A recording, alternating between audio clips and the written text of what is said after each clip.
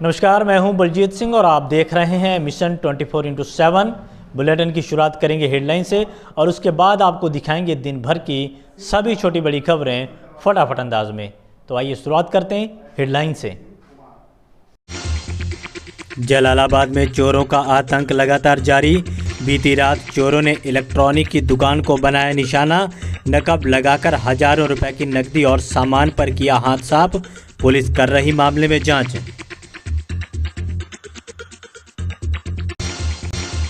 जिलाधिकारी उमेश प्रताप सिंह की अध्यक्षता में मुख्यमंत्री बाल सेवा योजना की बैठक हुई संपन्न। सभी खंड विकास अधिकारियों को पात्रों की सूची तैयार करने के दिए निर्देश। जिलाधिकारी ने कहा, लापरवाही बरती तो होगी संबंधित अधिकारियों के खिलाफ कड़ी कार्रवाई। सिंधौली के पलहनापुर गांव के ग्रामीणों ने ग्राम प्रधान पर लगाए गंभीर आरोप। ग्रामीणों का कहना, पात्र होने के बावजूद भी उन्हें प्रधानमंत्री आवास योजना का लाभ नहीं मिला। कई बार प्रधान से की गई शिकायत लेकिन नहीं हो रही सुनवाई। जिले में लगातार हो रही मूसलाधार बारिश के बाद पुआया इलाके में गोमती नदी का बढ़ा जलस्तर। आसपास के किसानों की फसलें हुई जलमग्न। लोगों का कहना, कई वर्षों बाद गोमती नदी का बढ़ा जलस्तर।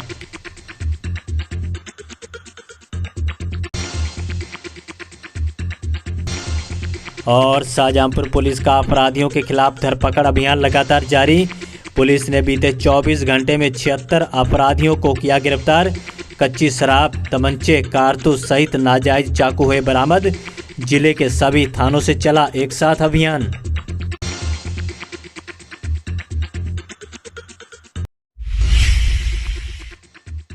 जलालाबाद इलाके में चोरों का आतंक लगातार जारी है। बीती रात चोरों ने बझेड़ा गांव के चौराहे पर एक इलेक्ट्रॉनिक की दुकान में नकब लगाकर हजारों रुपए के सामान और नकदी पर हाथ साफ कर दिया। दुकान मालिक वाजिद ने पुलिस को शिकायत देते हुए अज्ञात चोरों के खिलाफ कार्रवाई की मांग की है।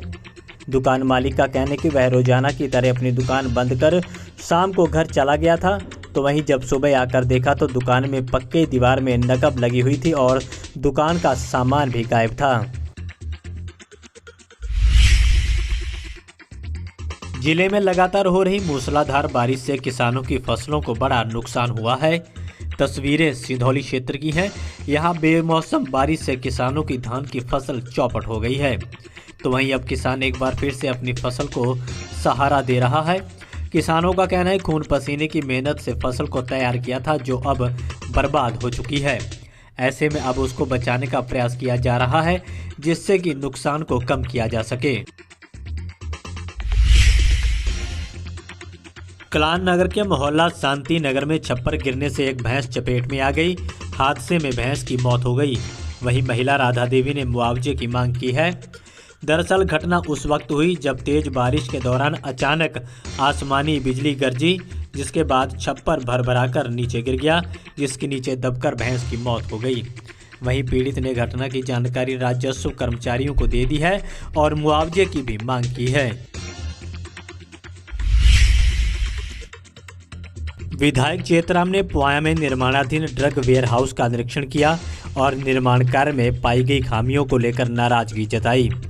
दरअसल विधायक को निर्माण कार्य में शिकायत मिली थी, जिसके बाद वह निरीक्षण करने पहुंचे तो खामियां मिली। विधायक ने कहा कि निर्माण कार्य में गुणवत्ता में कोई भी समझौता नहीं किया जाएगा, इसमें जांच कराकर कार्रवाई की जाएगी। शाहजहांपुर में जिलाधिकारी उमेश प्रताप सिंह की अध्यक्षता में आज मुख्यमंत्री बाल सेवा योजना की बैठक संपन्न हुई। बैठक का आयोजन कलेक्ट्रेट सभागार में किया गया था। इस दौरान बाल सेवा योजना के साथ पात्रों को लाभान्वित करने वाली अन्य योजनाओं और कार्यों की भी समीक्षा की गई। इस दौरान सभी खंड विकास अधिकारियों को पात्रों की सूची तैयार किए जाने के निर्देश दिए गए। जिलाधिकारी ने कहा कि हर पात्र को लाभान्वित किया जाएगा और कार्य में लापरवाही बरती गई तो संबंधित अधिकारी या कर्मचारी के खिलाफ कड़ी कार्रवाई होगी। All India railway men's federation के आह्वान पर आज नरमो की शाहजहांपुर शाखा ने सरकार की कर्मचारी विरोधी नीतियों और स्थानीय विभिन्न मांगों को लेकर एक दिवसीय भूख हड़ताल की। शाखा अध्यक्ष रामअवतार शर्मा के नेतृत्व में नरमू के पदाधिकारियों ने एसएस कार्यालय के समक्ष भूख हड़ताल की। इस दौरान नरमू के मंडल सह सचिव नरेंद्र त्यागी ने कहा कि सरकार निरंतर कर्मचारी विरोधी नीतियों को अपनाकर कर्मचारियों का शोषण कर रही है, जिसे किसी भी कीमत पर बर्दाश्त नहीं किया जाएगा। शाहजहांपुर में गर्रा और खन्नौत नदी का जलस्तर बढ़ने के बाद आज नगर आयुक्त संतोष कुमार शर्मा नदी किनारे बसी आबादी में पहुंचे। इस दौरान नगर आयुक्त ने सभी से अपील की है कि वह किसी भी आपात स्थिति में तुरंत नगर निगम के कंट्रोल रूम के नंबरों पर संपर्क कर सकते हैं। नगर निगम अविलंब सहायता देगा।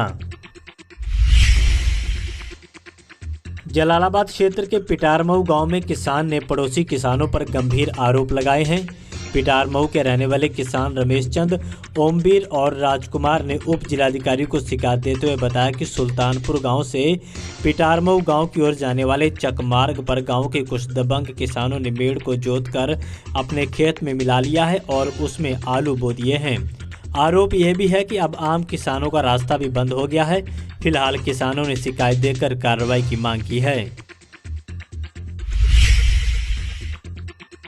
कई दिन की बारिश के बाद आज फिर से बाजारों में रौनक देखने को मिली। तस्वीरें कलान कस्बे की हैं। यहाँ करवा चौथ के मौके पर आज ग्राहक बड़ी संख्या में बाजार पहुंचे और खरीदारी की। इस दौरान श्रृंगार, वस्त्र और उपहार की दुकानों पर महिलाओं की भीड़ देखने को मिली।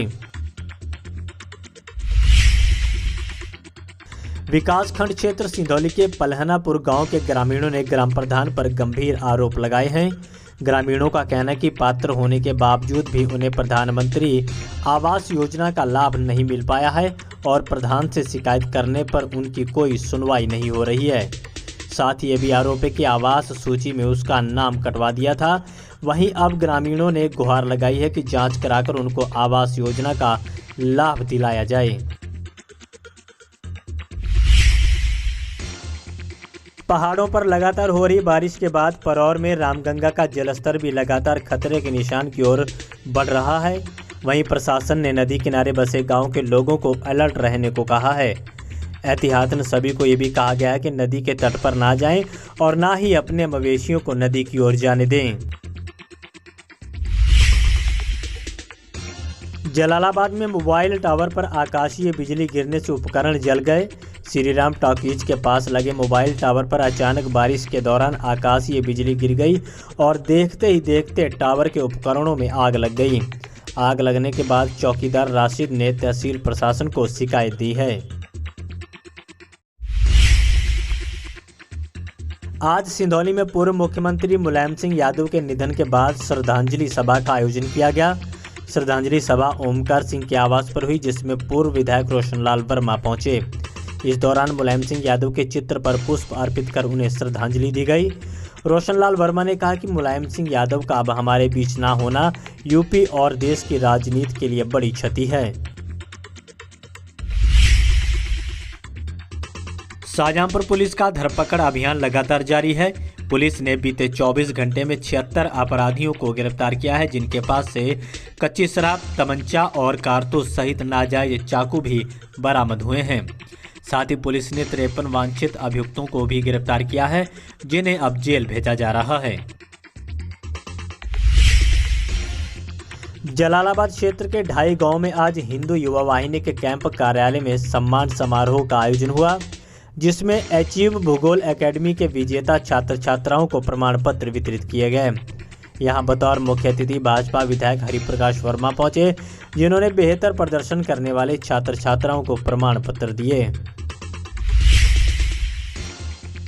पहाड़ों पर हुई भारी बारिश के बाद सिंधौली में भी खन्नौत नदी का जलस्तर उफान पर आ गया है। यहां नदी के बढ़ते जलस्तर के चलते आसपास के बड़े इलाके में किसानों की फसलें बर्बाद हुई हैं। किसानों का कहना है कि उन्होंने खून पसीने से मेहनत कर फसल तैयार की थी, लेकिन अब बेमौसम हुई बारिश से उनकी फसलें बर्बाद हो चुकी हैं। राष्ट्रीय पंचायती राज ग्राम प्रधान संगठन की आज एक बैठक सिंधौली में संपन्न हुई। बैठक की अध्यक्षता सिंधौली ब्लॉक अध्यक्ष अनिल कुमार गुप्ता ने की। बैठक में पराली निस्तारण को लेकर भी चर्चा की गई। साथ ही ग्राम पंचायतों द्वारा कराए जाने वाले अन्य विकास कार्यों को कराने और ग्राम प्रधानों को आने वाली समस्याओं पर विचार विमर्श कर उनके निस्तारण के लिए रूपरेखा तैयार की गई। जिले में लगातार हो रही मूसलाधार बारिश के बाद पुआया इलाके में गोमती नदी का जलस्तर बढ़ा है। नदी मुख्य धारा से बाहर बहने लगी है और आसपास के किसानों की फसलें भी इसकी चपेट में आ गई हैं।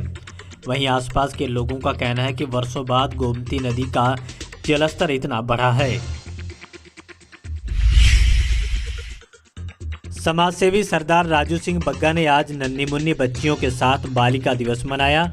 राजू सिंह बग्गा ने महानगर के ही कई मोहल्लों में जाकर छोटे छोटे बच्चों को चॉकलेट बांटी और बालिका दिवस मनाया। राजू बग्गा ने कहा कि बालिकाएं बोझ नहीं हैं, बल्कि हमारे सर का ताज हैं और हमारे देश की बालिकाएं हर जगह परचम लहरा रही हैं।